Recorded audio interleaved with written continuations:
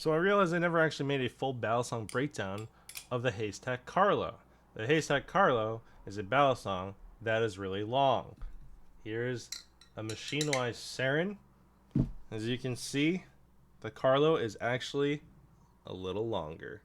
And so if you think machine-wise knives are long, this is even longer. It's made with titanium handles, and it's got a nice, beautiful semi-kukri blade.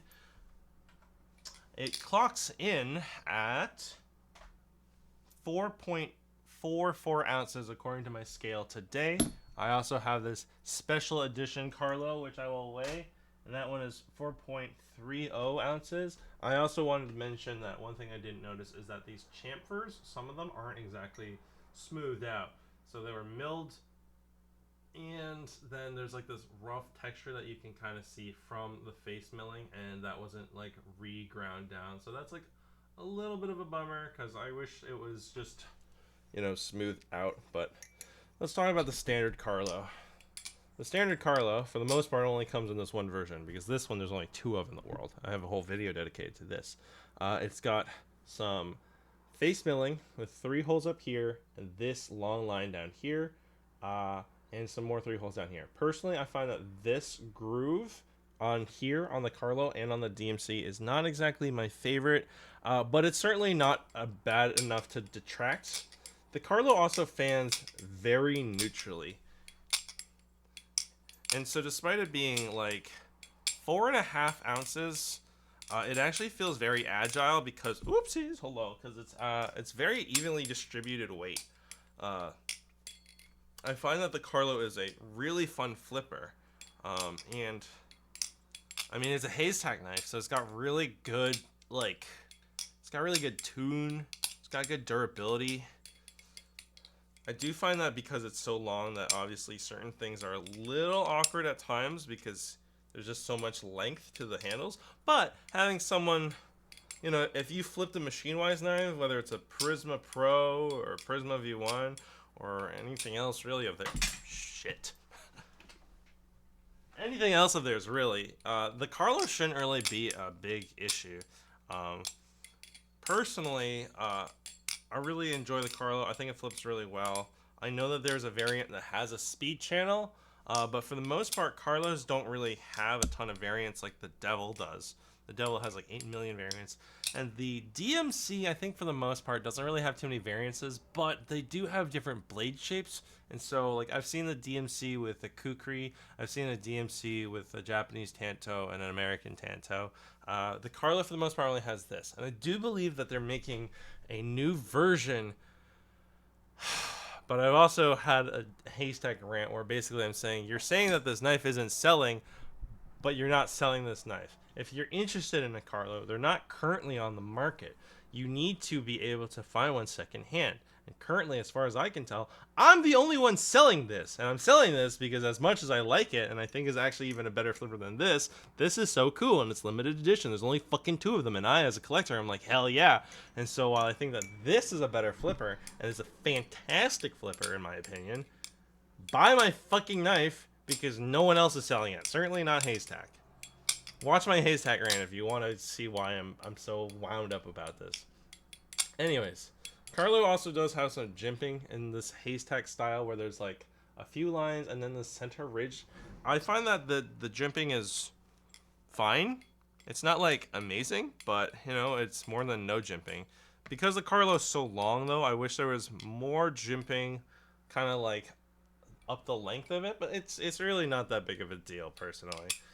Again, no jimping is worse than a little jimping. A little jimping is better than nothing, but it can always be more. There's very few things that I feel like that jimping is like, oh yeah, that's the most fucking helpful. Even like machine-wise jimping, I feel like, it would be nice if it was deeper, but like, I don't know. Like Blocks has really good jimping on their knives. So this is a S35 VN blade, and it is made in the USA. The Carlo retailed, I don't remember how much it retailed for, but in general, Hazetac knives have gone up in price. So I'm actually selling this for $650 or best offer, ideally at least $600. And it has T10 screws, press fit Zen pins, and in general, just I don't know, it's just good. I really recommend this. Um, I think again, out of Hazetac's general, a lot of Haystack knives I feel like have a lot of like sort of unique weirdness to them. The DMC being the most like normal. The Jigsaw has an amount of normalness to it. At least the aluminum ones, they were like relatively short though and had a very neutral balance. I know that Ethan was really perplexed by his. I personally love my Jigsaw, but it is, despite it being light and neutral, it feels kind of almost slow. Not like slow, but like you couldn't really go super ham on it. The devils have so many variations that it's really hard to generalize. Again, the Kukri raindrop devil I had was like really wild to flip because of just how much momentum there was, both on the tip and the handles. But the Carlos, just the only weirdness about it is that they're just really long, and they're named after old school Balisong, whose real name is John Carlo, and John really likes long Balisongs. He's also just a collector more than a flipper in a sense. Like he loves collecting rare handmade knives. He's super close with Haystack. I know most of my communication with Haystack has just been me going at old school Balisong, like, can you please tell Haystack to blah or whatever the fuck. And so yeah, I think that this is a really good knife. I think more people should flip it because it's really solid. Personally, if I were to make any changes, I would just make this ridge slightly less. I guess more of a surface to grip because of this big indentation. It just kind of, I don't know, it just feels like you're pressing into a big groove. Like, you know, you get these like finger indentations.